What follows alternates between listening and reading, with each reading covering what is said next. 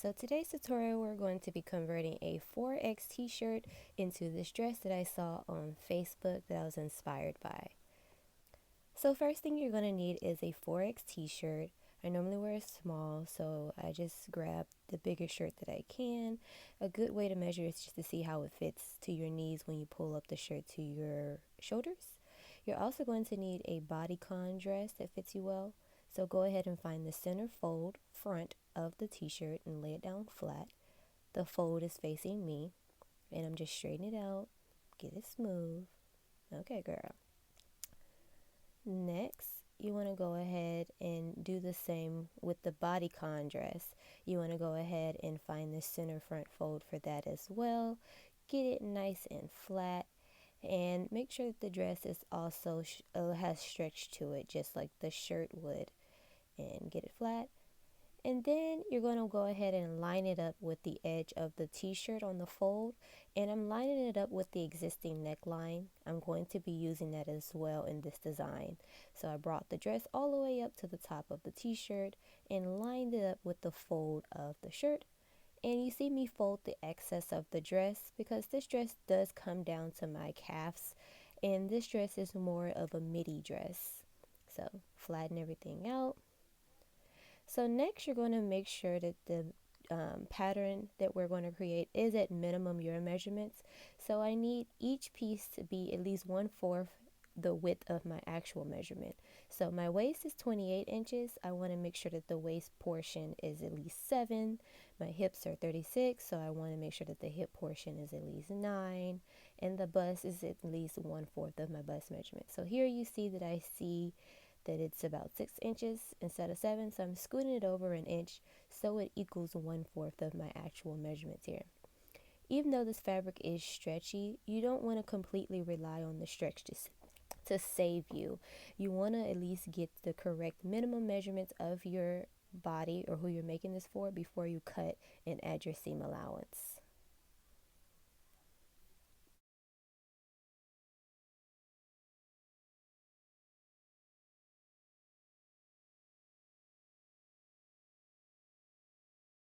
Alright guys, so go ahead and cut around the dress with a 1-inch seam allowance so you have room to sew the pieces together.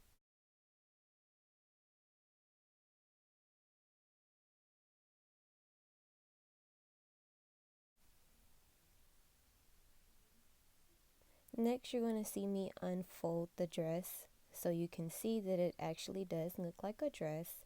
Um, yeah, so now it looks like a little black dress, and you're going to flip it inside out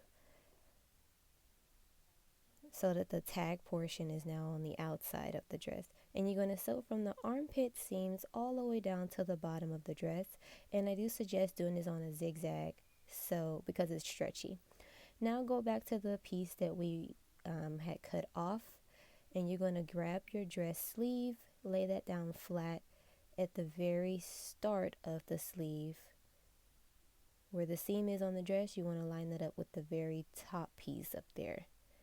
And then you're just going to cut a 1-inch seam allowance around the sleeve.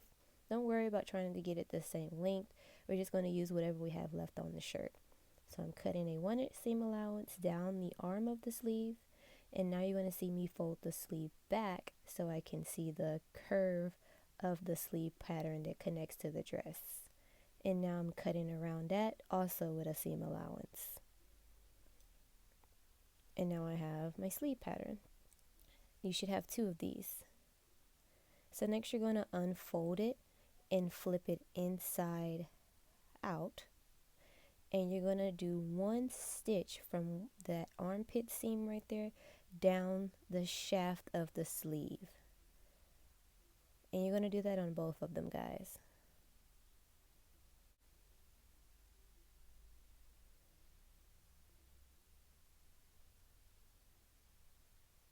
Next, you're going to grab the rest of the remaining piece of the shirt, and you only need 1 part.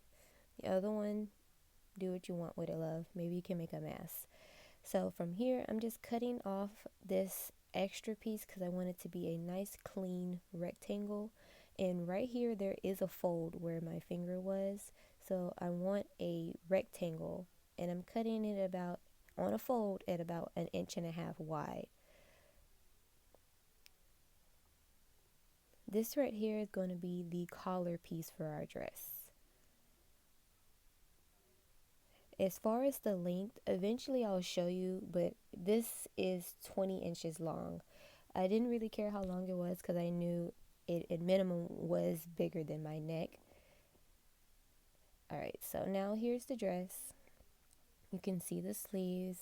You can see that I've flipped the dress right side out now that it's been sewn. And here's one of my sleeves as well.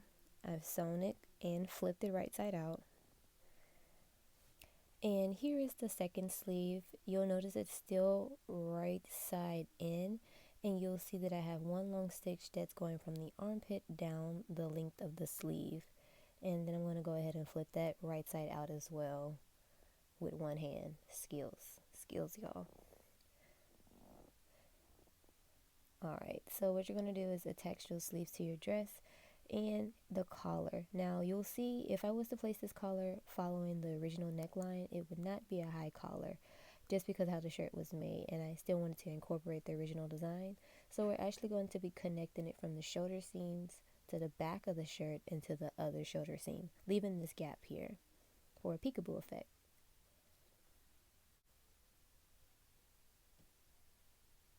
So you're going to stitch all the way down the collar with it on the fold first.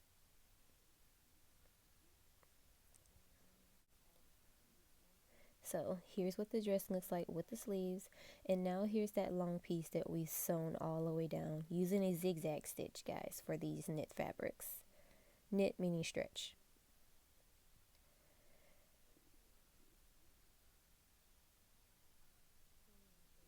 And here I'm just measuring that piece. Like I mentioned earlier, it is 20 inches long, just in case anyone needs exact measurements.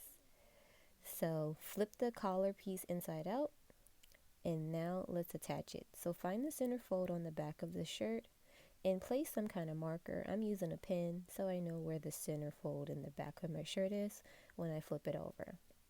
So now I'm flipping it down so I can see clearly, and I'm taking my collar and starting at one end, I'm pinning right where I placed that pin. You can start on either side, it's up to you. And then I am going to make my way all the way around to the shoulder seam of the shirt, pinning all the way around.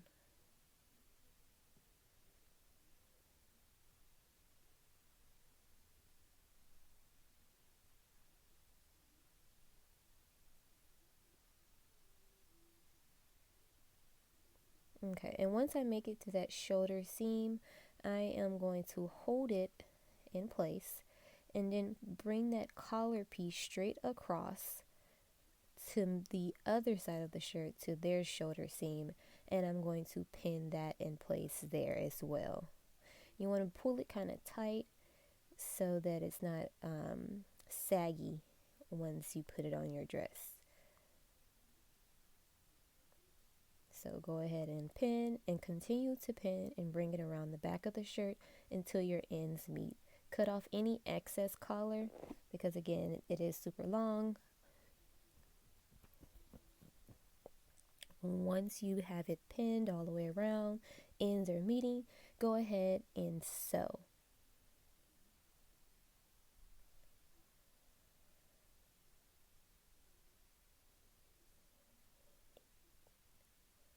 You see, so there's the opening in the front, guys, right there.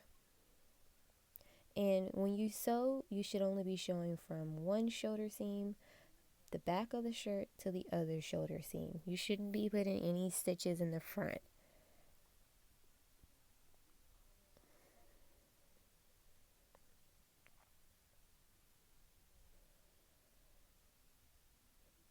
And here we are. You see the original neckline with the collar piece attached mainly to the back of the shirt itself. Now, one thing I want to note here is I actually shouldn't have closed that right there. Where I'm touching, I should have extended the opening there and opened it all the way up and placed a either zipper or buttonhole because my head was too big. All right, so here is the dress. Now I'm separating the back fold from the rest of the dress so I don't cut through the front. And the only thing we need to add next is a open back in the front. So I am going to be measuring up 19 inches from the bottom of my skirt to where the waist of my dress naturally is. And I'm going to place a pin there to mark it. The reason I'm doing this is I don't want to cut any lower than this for my open back, otherwise it would expose my undergarment.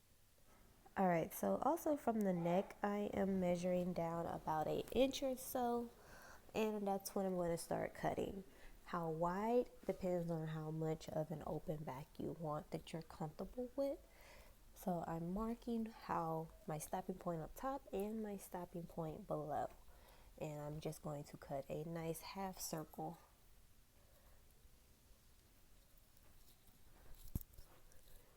Now keep in mind, whatever size you cut, it's going to be even slightly bigger when you hem the raw edge. So just keep that in mind as well.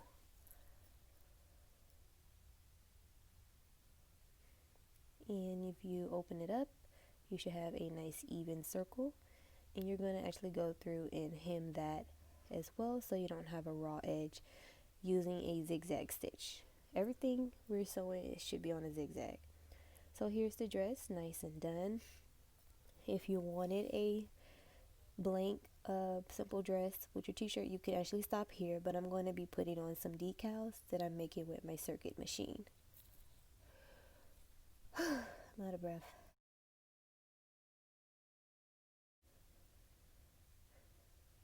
So find the center of your shirt, and I'm placing this queen card decal that I made on my Circuit design space.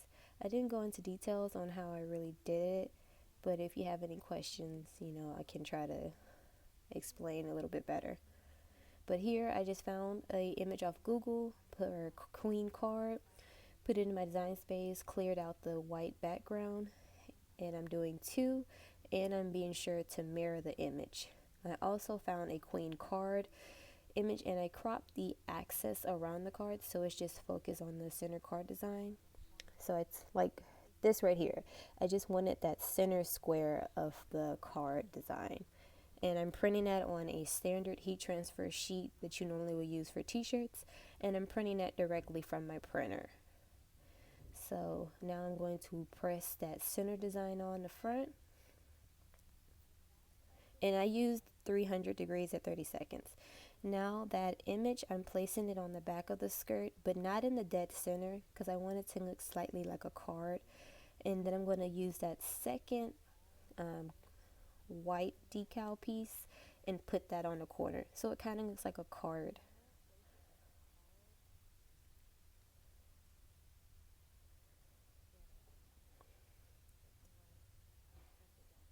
And go ahead and press. And here is everything after it's been pressed, nice and smooth, as well as here's the front. And here it is, guys, finished result, my t-shirt inspired dress that I saw on Facebook. So grab yourself a 4X t-shirt, 5X, whatever you need, boo, and let's go.